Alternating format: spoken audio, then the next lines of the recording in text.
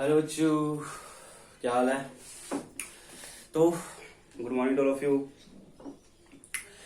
बच्चे, हम लोग आज स्टार्ट करेंगे इनऑर्गेनिक का first chapter which is periodic table. Inorganic का first chapter which is periodic table. But ये सिर्फ और सिर्फ आपको इनऑर्गेनिक का चैप्टर नहीं, इस चैप्टर का आपको जो रोल है वो हर चैप्टर में आएगा। चाहे हम बात करें फिजिकल केमिस्ट्री की, चाहे हम बात करें ऑर्गेनिक केमिस्ट्री की, हर जगह आपको पीरियोडिक टेबल के कॉन्सेप्ट्स आने हैं। It means without proper understanding of periodic table आपको केमिस्ट्री का प्रॉपर अंडरस्टैंडिंग नहीं होगा। हर जगह आपको प्रॉब्लम होना है यदि आप पीरियोडिक टेबल को नहीं समझ पाते।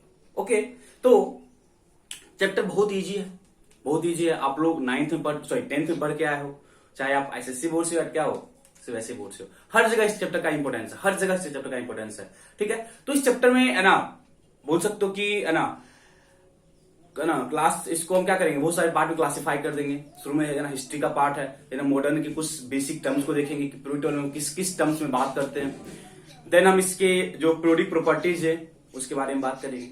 ठीक है, तो उन सब चीजों पे हम आएंगे। ठीक है, तो फर्स्ट माइंड में ये क्वेश्चन आता है ना कि पीरियोडिक टेबल की रिक्वायरमेंट ही क्यों हुई। मतलब जो एलिमेंट डिस्कवर्ड था उसको हम ऐसे ही पढ़ लेते, हम पीरियोडिक टेबल में क्यों अरेंज किया। अब जो अरेंज किया तुमको एक नया चैप्टर पढ़ना पड़ गया केमिस्ट्री में, नहीं अरेंज करते, जो एलिमेंट डिस्कवर था उसको ऐसे ही छोड़ देते। ठीक है, क्वेश्चन सा है, ऑब्वियस क्वेश्चन आना, जब एलिमेंट डिस्कवर था उसके हर एलिमेंट का अपना प्रॉपर्टी था, उसको ऐसे ही स्टडी कर लेते। पीरियोडिक टेबल की रिक्वायरमेंट क्यों होगी, पीरियोडिक टेबल की रिक्वायरमेंट क्यों। देखो फॉर एग्जाम्पल हम उसको समझेंगे। अरे देखो कौन एग्जाम्पल लेते हैं, सपोज आप किसी मेडिसिन की दुकान में गए, सपोज किसी ऐसे दुकान गए रैंडम, दुकानदार गए, पूछे क्या मेरे हमको ये सामान चाहिए। सपोज आप गए, बोले कि हमको एक साबुन चाहिए। ठीक है, तो वो शॉपकीपर क्या करता है, उठता है, रखते हैं ना, वहां पे क्या होता है, आपको स्टॉल ड्रॉवर बने होते हैं, वहां जाता है, उठाता है साबुन, आपको दे देता है, उसको बस फ्रैक्शन ऑफ सेकेंड लगता है। ठीक है, बट सपोज समझो उसी पोजीशन पे या उसी टाइम पे सपोज कोई दूसरा शॉपकीपर है, वो क्या किया, मार्केट सामान लाया, वो क्या किया, ऐसे ही दुकान रख दिया, उसको अरेंज नहीं किया, आया जहां पे था उसको जहां में तहां रख दिया। आप गए फिर से उस दुकान में गए, बोले सपोज को हमको ना सामान दे दो, हम सपोज क्या बोले, साबुन ही दे दो। तो क्या करेगा, वो ढूंढना स्टार्ट करेगा कहां पर साबुन कहां पे, वो प्रॉब्लम क्रिएट हो जाएगा, होगा ना प्रॉब्लम क्रिएट, क्या उसको टाइम लग जाएगा 5 मिनट 10 मिनट, तब तक आप वहां से भाग जाओगे, लॉस उसका, आपका भी लॉस हुआ, क्योंकि आप वहां पे 5 मिनट 10 मिनट अपना टाइम खराब किए।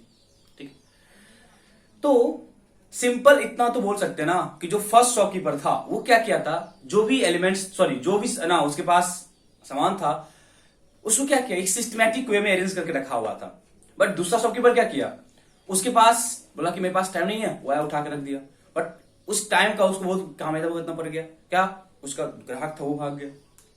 ठीक है, भाग गया ना। तो यहां से है ना उसके माइंड में आया, जो सेकंड शॉपकीपर उसके माइंड में आया कि सपोज इस चीज को हम अरेंज कर लेते हैं। अरेंज कैसे किया, हर एलिमेंट का ऐसे है ना एक ड्रॉवर बना दिया, किसका, साबुन का, उसमें एक ना किसमें एक कपड़ा वाला, क्या जो हम नहाते उसका वाला है ना, ऑयल को अलग लगा रखा, मैगी उसको अलग रखा, बिस्किट है उसको अलग रखा। मतलब क्या किया वो ना, एक ड्रॉ है ना एक सिस्टमैटिक वे से क्या किया, उसको अरेंज कर दिया। क्या किया, सिस्टमैटिक वे से उसको क्या किया, अरेंज किया। सेम कॉन्सेप्ट में हम ये बोलेंगे कि जब एलिमेंट डिस्कवर होना स्टार्ट हो गया, जब एलिमेंट डिस्कवर होना स्टार्ट हो गया तो उसका एक प्रॉपर अरेंजमेंट या उसका एक प्रॉपर स्टडी करने के लिए हमें उसको सिस्टमैटिक वे से रखने की रिक्वायरमेंट हुई। बिकॉज यदि हम उसको सिस्टमैटिक वे में नहीं रखेंगे तो हर एक एलिमेंट का प्रॉपर्टी आपको है ना पढ़ना पड़ेगा। बट पीरियोडिक टेबल में रखने से ये बेनिफिट होता है ना कि जो एलिमेंट है जिसका प्रॉपर्टी एक साथ हो, सारे एक साथ आ जाते हैं।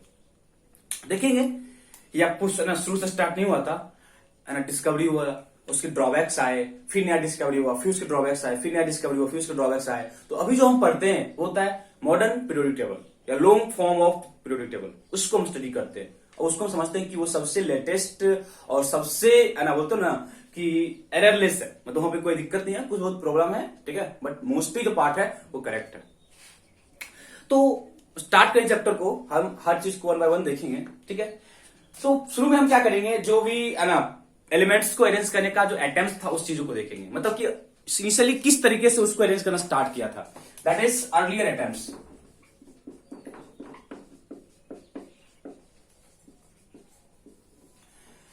मतलब है ना एलिमेंट्स को है ना क्लासिफाई करने के लिए जो अटेम्प्ट्स थे, बट उससे पहले हम लोग पीरियोडिक टेबल का जो एक्चुअल डेफिनेशन है वो लिख सकते हैं। ठीक है, what is periodic, what is periodic table लिख सकते हो, लिखना। पीरियोडिक टेबल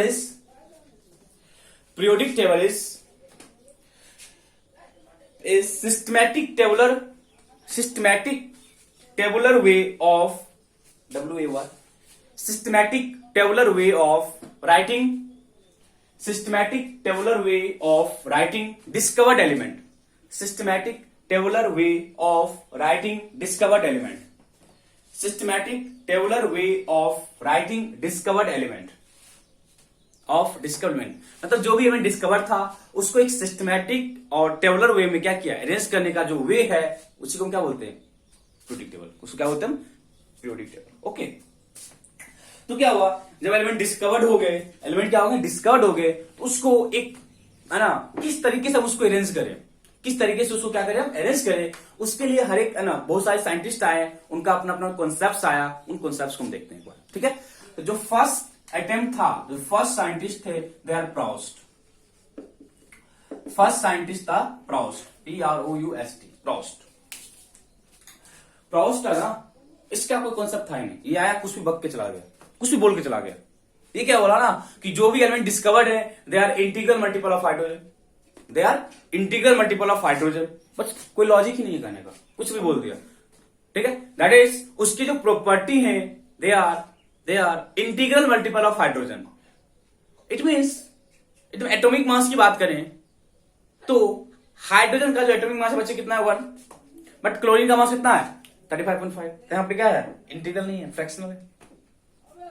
इसका एक ना किसी बुक में आपको ये लिखा रहेगा कि जो प्राउस्ट था वो ये बोला कि जो एटॉमिक मास ऑफ एलिमेंट है, जो भी इन्होंने डिस्कवर्ड है, उनका जो एटॉमिक मास है they are whole number multiple of hydrogen, they are whole number multiple of hydrogen. But गलत है, बिकॉज बहुत सारे एलिमेंट हैं जिनका एटॉमिक मास कहां है, फ्रैक्शन में।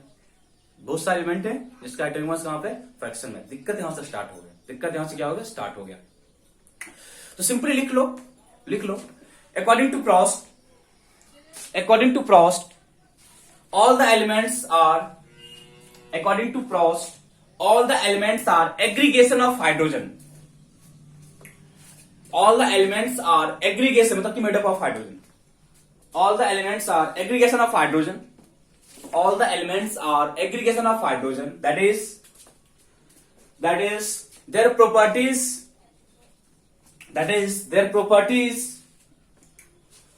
Their properties are integral multiple of hydrogen. That is, their properties are integral multiple of hydrogen. Their properties are integral multiple of hydrogen. Okay? तो इसका ड्रॉबैक क्या था, बच्चे इसके ड्रॉबैक्स क्या थे? इसका जो सबसे बड़ा ड्रॉबैक था कि यही बोलना कि integral multiple of hydrogen. Drawback में हम क्या बोलेंगे कि वो एलिमेंट जिसका एटॉमिक मास कहां पे, फ्रैक्शन में, वो इसके लिए ड्रॉबैक आ गया। जिसका एटॉमिक मास कहां पे, फ्रैक्शन में है, वो इसके लिए क्या था, ड्रॉबैक था। लिख सकते हैं डिस्कवरी ऑफ, देखो ड्रॉबैक में, discovery of element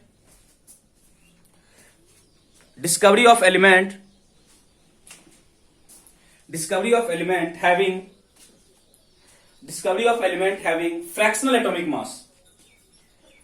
Discovery of element having fractional atomic mass. Discovery of element having fractional atomic mass. ठीक है, एलिमेंट जिसका की एटॉमिक मास कहां पे, फ्रैक्शन में है, वो इसके लिए क्या था, ड्रॉबैक था। ओके, तो फर्स्ट प्रॉस्ट का जो कॉन्सेप्ट था उसको हम देखिए। ओके, नेक्स्ट जो सेकेंड साइंटिस्ट था, ठीक है, उसका जो नाम था वो था लेवॉइजर।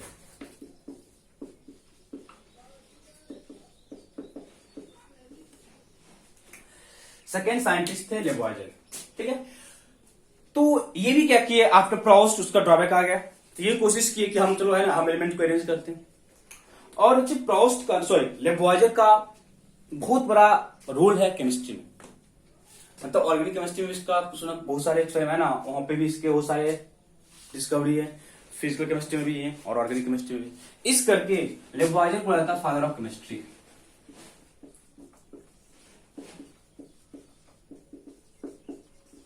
इसको क्या बोलते हैं? Father of chemistry. मतलब केमिस्ट्री में ना इसका बहुत ज्यादा डिस्कवरी है, बहुत ज्यादा डिस्कवरी है केमिस्ट्री में, ठीक है।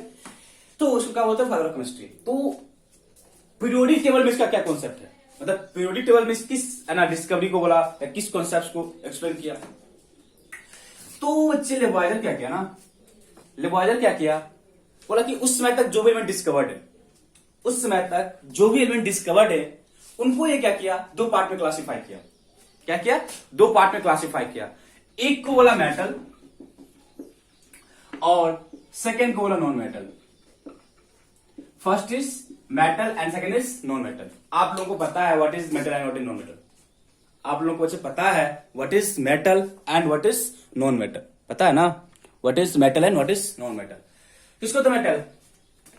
Loss of electron. मेटल किसको बोलते हैं? Loss of electron. And non metal किसको बोलते हैं? Gain of electron. किसको बोलते हैं? Gain of electron. किसको बोलते हैं? सपोज क्या बोले, कोई एलिमेंट है, सपोज कोई एलिमेंट है, वो क्या किया, यदि अपना कैटायन फॉर्म किया तो उसको क्या बोलते हैं? मेटल। कोई भी एलिमेंट है, इलेक्ट्रॉन गेन किया तो उसको क्या बोलते हैं? हम नॉन मेटल। क्या बोलते हैं? Non metal. इट मींस जो भी एलिमेंट डिस्कवर था, मतलब सिंपली क्या बोलोगे, Lavoisier classify discovered element in two category, one is matter another is non matter. इतना बोल के वो चला गया। बट जब प्रॉब्लम तब क्रिएट हुआ ना जब मेटलॉइड का डिस्कवरी हो गया, that is elements which have both property, that is either of metallic और no metallic, they are called metalloid. बोलेगी कि भाई ना बहुत एक्सटेंट तक ही बोल दिया कि जो एलिमेंट है वो दो पार्ट में हो गए, मेटल है मेटल, नो मेटल है नो मेटल है, मेटल है नो मेटल। बट प्रॉब्लम तब क्रिएट हुआ जब मेरे पास मेटलॉइड आ गया। प्रॉब्लम तब क्रिएट हुआ जब मेरे पास क्या आ गया? मेटलॉइड आ गया। क्या आ गया? मेटलॉइड। ठीक है, तो हम ये बोलेंगे कि लिखो, Lavoisier classify discovered element in two category. Lavoisier classify discovered element in two category. Lavoisier classify discovered element in two category. First is metal. Discovered element in two category. ऐसे कर लो, metal and non-metal. Discovered element in two category, metal and non-metal. Okay? Metal and non-metal. किसको ला metal? जहां पे क्या है, loss of electron, क्या बोलेंगे? Metal. Loss of electron क्या बोलेंगे? Metal. And gain of electron क्या बोलेंगे? Non metal. Gain of electron क्या बोलेंगे? Non metal. ठीक है, हमें यही पता है बच्चे कि जो मेटल्स हैं वो क्या होते हैं? इलेक्ट्रोपॉजिटिव। मेटल्स क्या होते हैं? इलेक्ट्रोपॉजिटिव। एंड जो नॉन मेटल है वो क्या होते हैं? इलेक्ट्रोनेगेटिव। ऐसा क्यों बोलते हैं जब आगे पढ़ेंगे, आप लोग पढ़े भी होंगे। ठीक है, क्योंकि लॉस है, इलेक्ट्रॉन का लॉस है, एंड आफ्टर लॉस इसके पास क्या होता है? Positive charge, therefore it is called electropositive. And ये क्या है? Electronegative, because after the gain of electron, and because after the gain of electron ये क्या होता है? नेगेटिवली चार्ज हो जाता है। ठीक है, इसलिए जो क्या बोलते हैं? इलेक्ट्रोनेगेटिव। ठीक है, तो ये कॉन्सेप्ट था इसका। ड्रॉबैक क्या था? Discovery of metalloid. लिखना ड्रॉबैक में, ड्रॉबैक लिखना इसका। ड्रॉबैक क्या लिखोगे? डिस्कवरी ऑफ मेटलॉइड, बस इतना लिख लो। लेवॉइजर का जो ड्रॉबैक था वो क्या था? Discovery of metalloid. Discovery of metalloid. ठीक है, फर्स्ट दो साइंटिस्ट हम पढ़ रहे, प्रॉस्ट एंड लेवॉइजर कॉन्सेप्ट को हमने देख चुके हैं। अब नेक्स्ट आएंगे जहां से मेरा एनसीईआरटी में स्टार्ट होता है। एनसीईआरटी बच्चे ना आपको है ना डोवेगर के कॉन्सेप्ट से स्टार्ट करता है। प्रॉस्ट एंड लेवॉइजर के कॉन्सेप्ट एनसीईआरटी में इंक्लूड नहीं किए हैं। ठीक है, बट कहीं पे एराइकिक नाम कहीं लिखा मिल जाता है। ठीक है, नेक्स्ट है डोवेगर।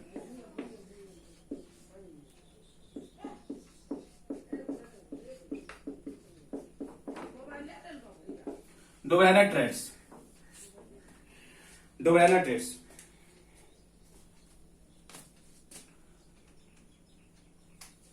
नाम डोवेराइना, DOBE, RIN,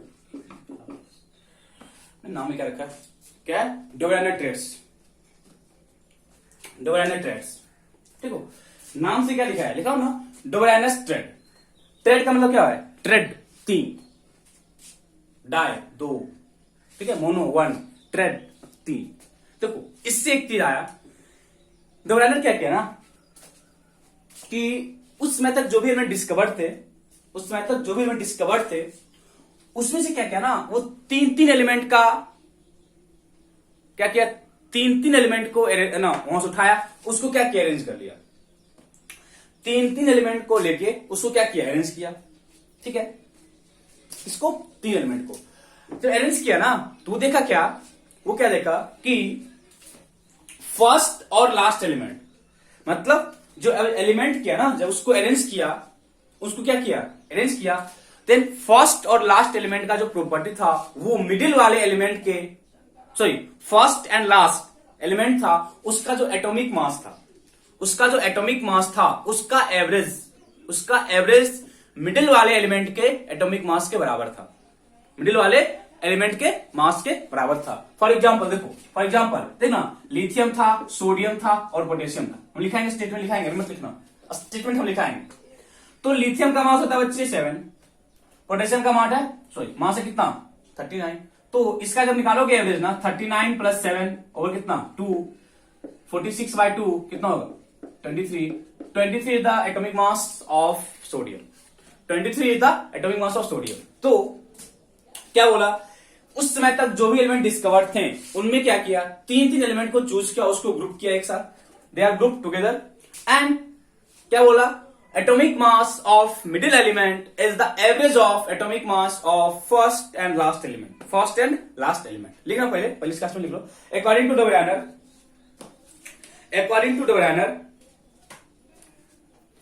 according to Debrauner, when he arranged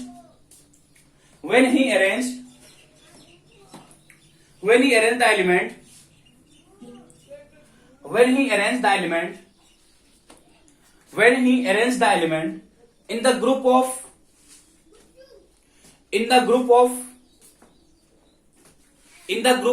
3 element known as trad, in the group of 3 element, when it arranged the element in the group of 3 element known as trad,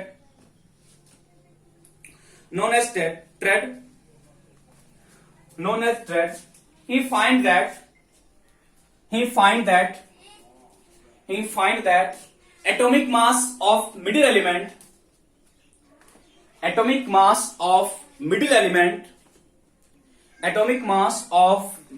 element is the average of atomic mass of middle element is the average of atomic mass of middle element is the average of atomic mass of other two elements, atomic mass of other two elements present in trad, atomic mass of other two elements present in trad, that is, देखो elements को arrange किया, elements को क्या किया, arrange किया किसमें, 3 element को क्या किया, अरेंज किया, उसको क्या बोलते हैं, ट्रेड। तो फाइंड क्या किया, जो मिडिल वाला एलिमेंट है उसका जो एटॉमिक मास है, वो फर्स्ट और लास्ट एलिमेंट के एटॉमिक मास का क्या था, एवरेज था, फर्स्ट और लास्ट एलिमेंट्स के एटॉमिक मास का एवरेज था। फॉर एग्जाम्पल देखो, लिथियम, सोडियम एंड पोटेशियम, हम बोले कि इसका कितना था 7, इसका कितना था 39। तो जो atomic mass of sodium 7 + 39/2 that is 46/2 that is 23। इसका मास कितना है 23, इसका मास कितना है 23। तो क्या देखा, फर्स्ट एंड लास्ट एलिमेंट का जो एटॉमिक मास था, उसका एवरेज किसका आ गया, जो एलिमेंट कहां पे, सेंटर में, जो एलिमेंट कहां पे, सेंटर में, ओके, जो एलिमेंट कहां पे, सेंटर में। बोलो आउट, यहां से डाउट है, ठीक है। और भी बहुत सारे थे, देखो बहुत सारे थे, यदि हम बात की, देखो फर्स्ट था, ये फर्स्ट एग्जांपल है आपको, beryllium, magnesium and calcium. Beryllium, magnesium and calcium. तो जो बेरिलियम का एटॉमिक मास है वो कितना है 9, कैल्शियम कितना है 40, तो मैग्नीशियम का कितना होगा 40 प्लस 9 और कितना 2, दैट इज 49 और कितना 2, तो आपको अगर 24.5, तो इसका 24 होता भी है, नियरली बराबर है, नॉट एग्जैक्टली बट जो देखो आप क्या है, इसका जो एटॉमिक मास है वो नियरली क्या है बराबर है, इसका जो एटॉमिक मास है वो इसके क्या है नियरली क्या है बराबर है। बहुत सारे एलिमेंट है, ठीक है। यदि हम बात करें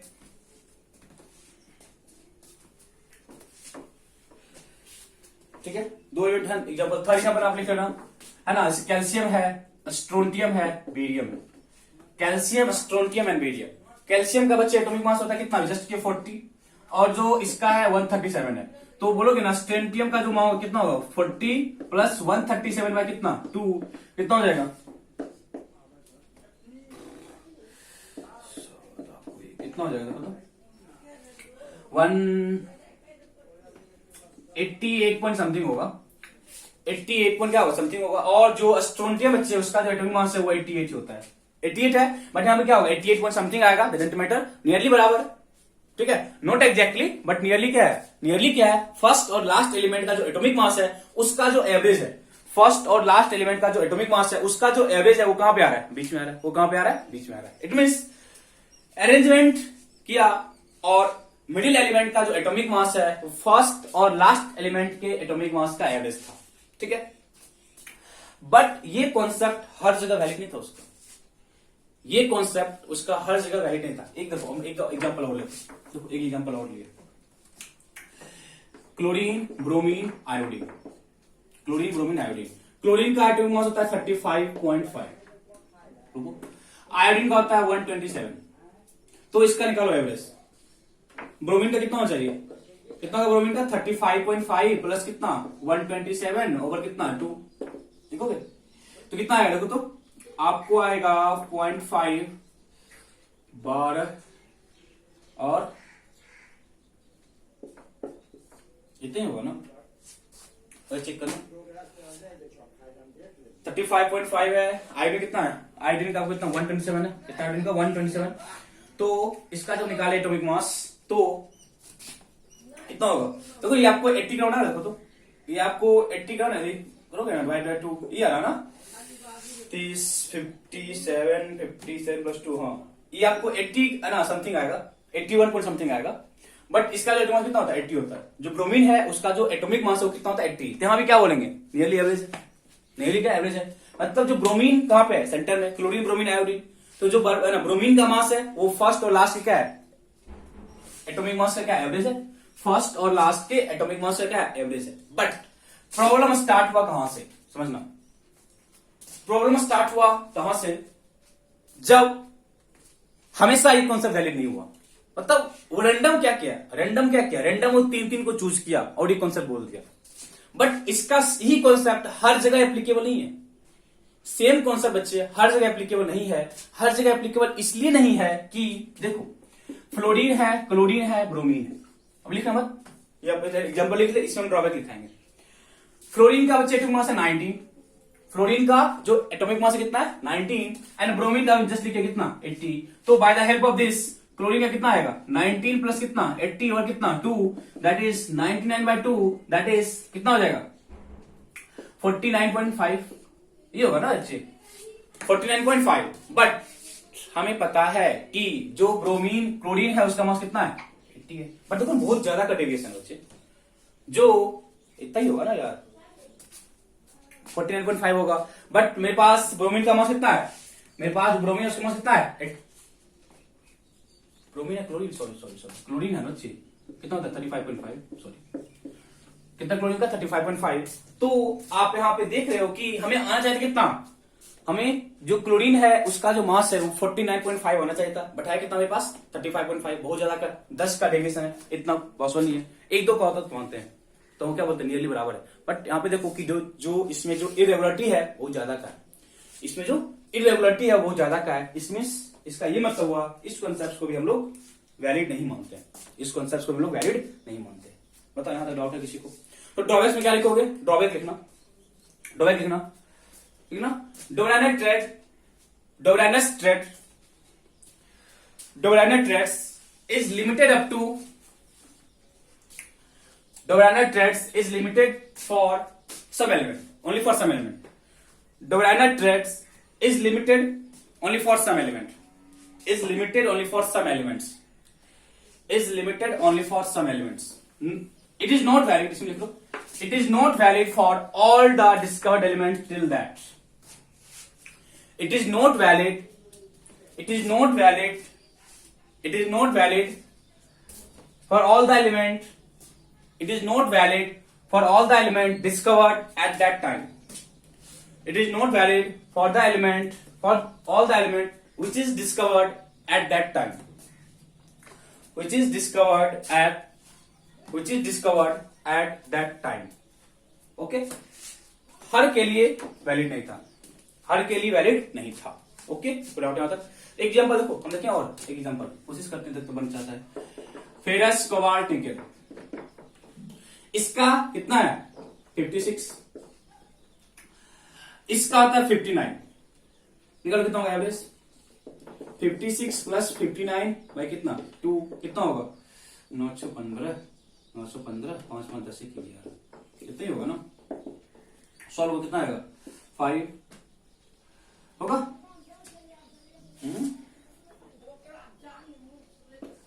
ये होगा ना. समथिंग आ रहा है. ठीक है. और इसका भी मास क्या होता है? 59 के अप्रॉक्स होता है. तो बोल सकते हो ये है ना उस कॉन्सेप्ट को है ना फॉलो कर रहा था. ये उस कॉन्सेप्ट को फॉलो कर रहा है क्योंकि है ना नियरली बराबर आ रहा है. बट यहाँ पे ना दिक्कत क्या था ना, यहाँ पे ना कोबाल्ट और निकेल का जो एटॉमिक मास है नियरली बराबर ही है. कोबाल्ट और निकेल का जो एटॉमिक मास है वो क्या नियरली बराबर है. ठीक है. एवरेज नियरली बराबर आ रहा है ना. सही है ना.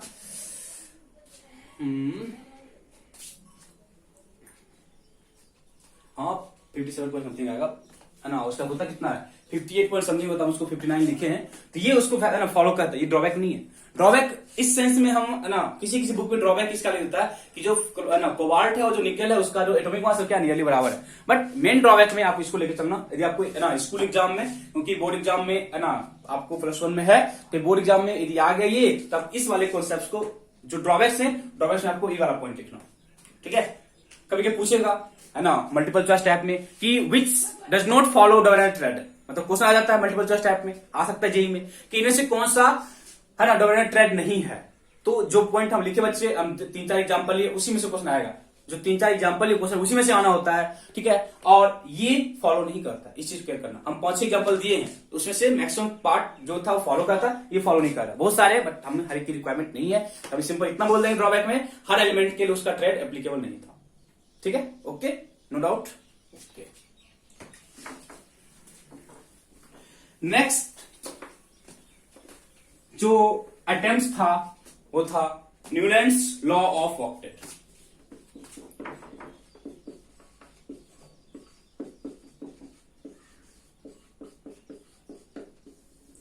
Newlands law of octet.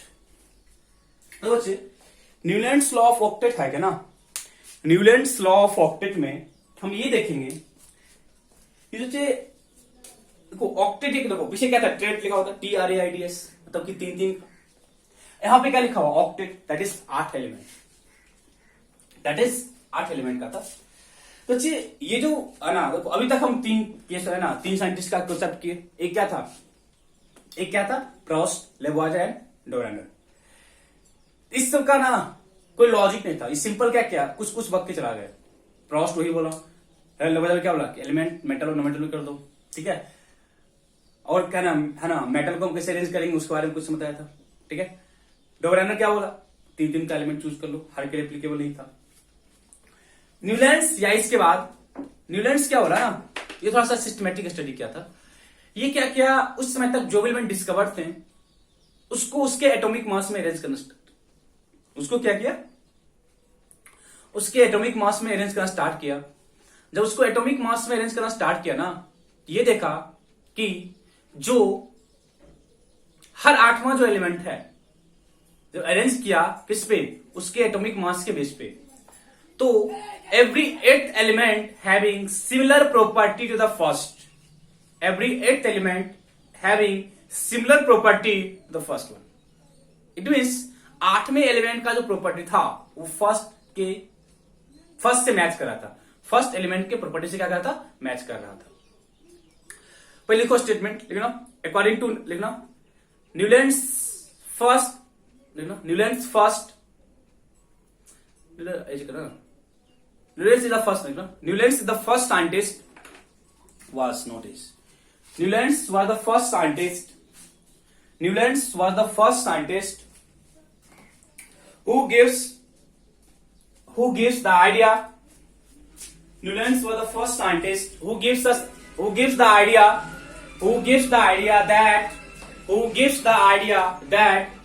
that periodic properties of element, who gives idea that periodic properties of element are related with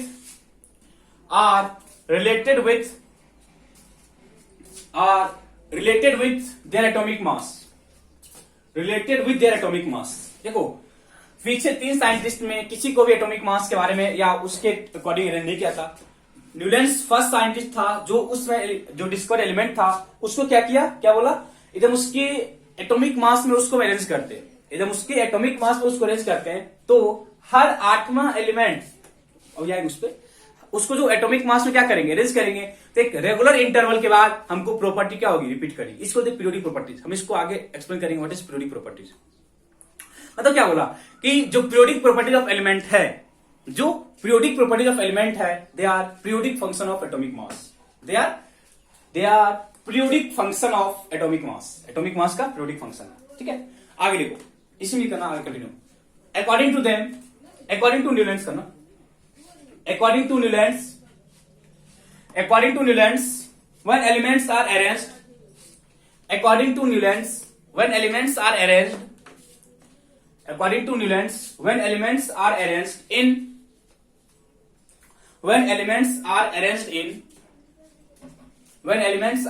in increasing atomic mass, elements are arranged in increasing atomic mass,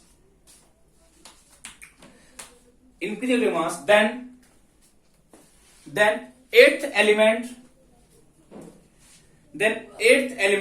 starting from first one, then eighth element starting from first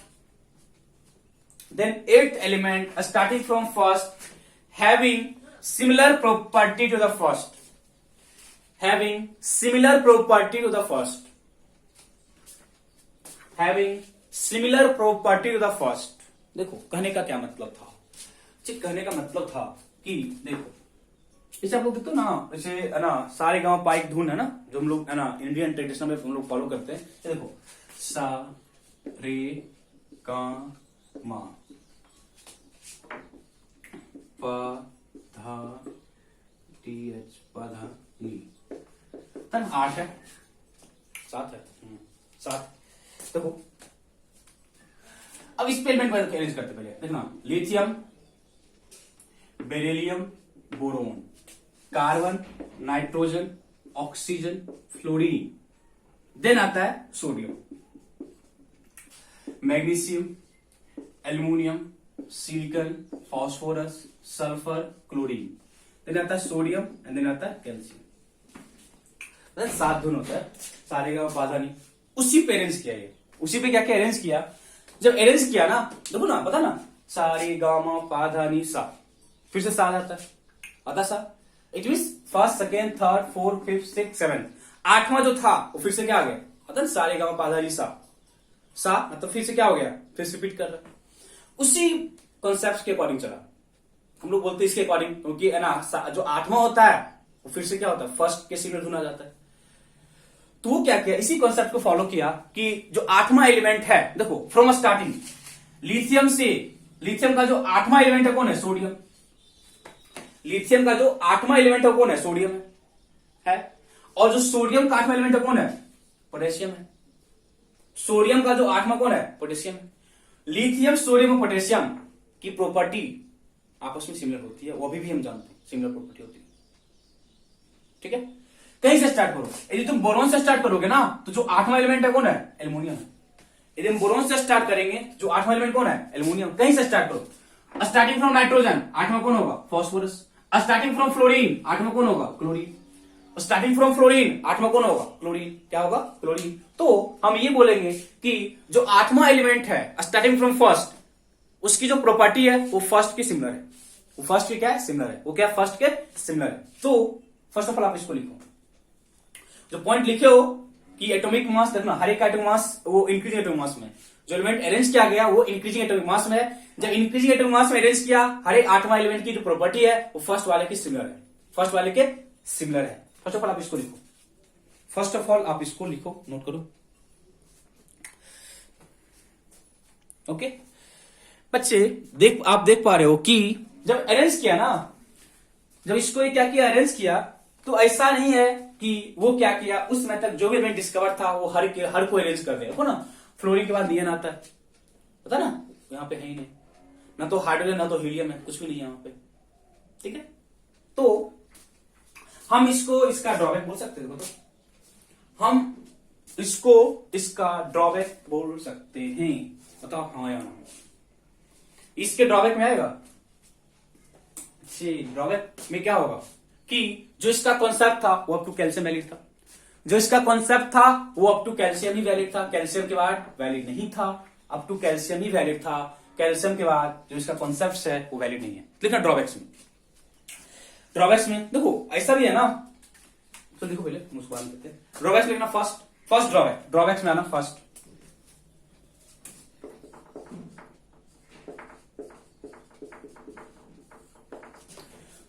first drawback आना कि it is valid up to calcium. It is valid up to calcium. It is valid up to calcium. It is valid up to calcium. Second point, first point का कि calcium तक की valid था। Next point करना, inert gas was not discovered at that time. Inert gas was not discovered at that time.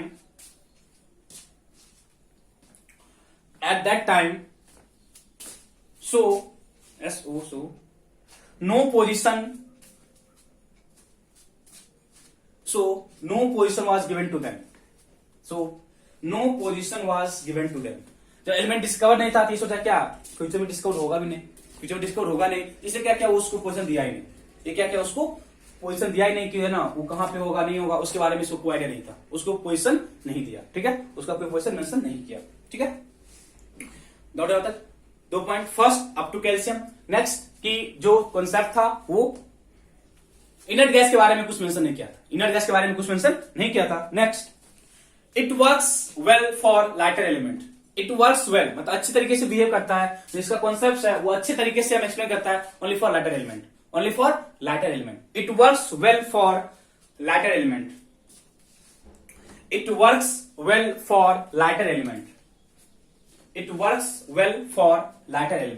देखो lighter element का कहने का क्या मतलब है? देखो ना, हर जगह देखोगे ना आपको 8 का ही डिफरेंस है। कहीं से बस स्टार्ट करो, कहीं से आप यदि एटॉमिक मास से स्टार्ट करते हो ना तो वहां पे 8 का ही डिफरेंस है। कहीं से आप स्टार्ट करो 8 का ही डिफरेंस है। पता ना इसका कितना है? 3 है, कितना है 11 से कितना है 19। तो हर जगह कितना का डिफरेंस है? 8 का डिफरेंस। कहीं से स्टार्ट करो, 4 कितना है 12 कितने का डिफरेंस है? 8 का डिफरेंस है। 20 कितने का डिफरेंस है? 8 का डिफरेंस है। तो जब वो एलिमेंट है ना अरेंज किया ना, तो हर 8वें एलिमेंट जो एलिमेंट का जो है ना बोलते हो ना कि 8वां का क्या प्रॉपर्टी फर्स्ट से सिमिलर था, तो यहां पे आपको 8 का डिफरेंस है। ये हैवी मेटल के लिए क्या था? एप्लीकेबल नहीं था। इट मींस कैल्शियम के बाद पता है आपको आ जाएंगे डी ब्लॉक, और डी में टोटल 10 एलिमेंट होते हैं। तो यदि डी ब्लॉक बीच में आ गया तो आपका जो डिफरेंस है वो 18 का आ जाएगा। पता है ना, यदि डी ब्लॉक बीच में आ गया तो जो डिफरेंस है वो 18 का होता है। हम लोग बात करेंगे, हम लोग मैजिकल की बात करेंगे, बहुत सारी बात करेंगे। अब देखो कैल्शियम है ना,